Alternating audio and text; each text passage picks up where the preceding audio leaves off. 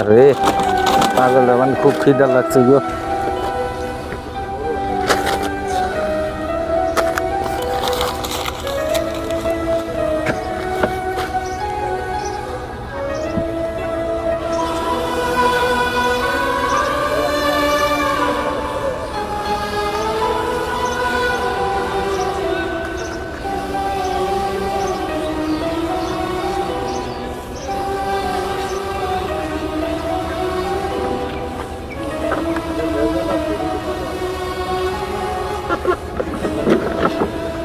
আল্লাহ পাগলের মধ্যে মানুষ কত জ্ঞান দিয়েছে আল্লাহ।